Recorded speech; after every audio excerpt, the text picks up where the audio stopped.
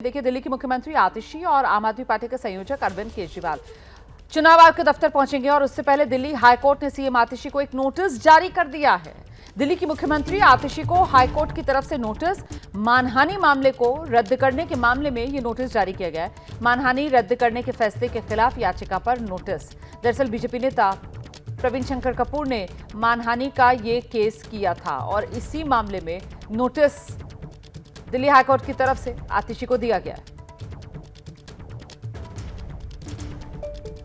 आतिशी जी के खिलाफ जो मैंने मानहानि का, भारतीय जनता पार्टी के कार्यकर्ताओं की मानहानि का मुकदमा डाला था और जो कोर्ट में चल रहा था, उसमें आतिशी जी अचानक इलेक्शन देख करके भाग करके एक स्पेशल जज साहब के कोर्ट में गईं।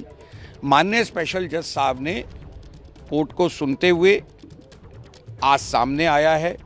हमारे वकील ने भी कहा था कि अपनी सारी लिमिट्स एक्सीड कर दी। आज हाई कोर्ट ने उस केस को में स्पेशल जज के लेकर के गंभीर टिप्पणियां की हैं। कोर्ट ने आतिशी को दोबारा समन कर दिया है।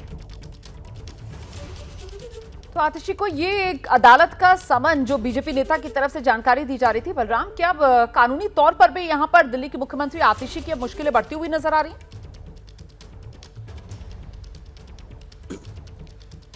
बिल्कुल, देखिए, जिस तरीके से आतिशी ने प्रेस वार्ता करके आरोप लगाया था कि बीजेपी के लोग आम आदमी पार्टी के विधायकों को, पार्षदों को तोड़ने की कोशिश कर रहे हैं, इसको लेकर के जो दिल्ली बीजेपी के प्रवक्ता हैं प्रवीण शंकर कपूर, वो कोर्ट गए थे और उन्होंने आतिशी पर मानहानि का मुकदमा किया था। और जिस तरीके से उन्होंने आरोप लगाए थे, उन आरोपों के साक्ष्य उन्होंने कहा था कि वो कोर्ट में पेश करें कि आखिरकार कैसे बीजेपी उनके विधायकों को खरीद रही है, जिसको लेकर के स्पेशल जज के पास आतिशी गई थी। लेकिन जब हाई कोर्ट प्रवीण शंकर कपूर पहुंचे तो आज आतिशी को एक नोटिस जारी किया गया और अब उस नोटिस पर अगली जो सुनवाई होगी उसमें आतिशी को अपना पक्ष रखना होगा। लेकिन कहीं ना कहीं जिस तरीके से प्रवीण शंकर कपूर इस मामले को लेकर के कोर्ट में जा रहे हैं, उसको लेकर के आने वाले दिनों में अगर सही से साक्ष्य कोर्ट के सामने आतिशी नहीं रखती हैं तो आने वाले दिनों में आतिशी की मुश्किलें बढ़ सकती हैं।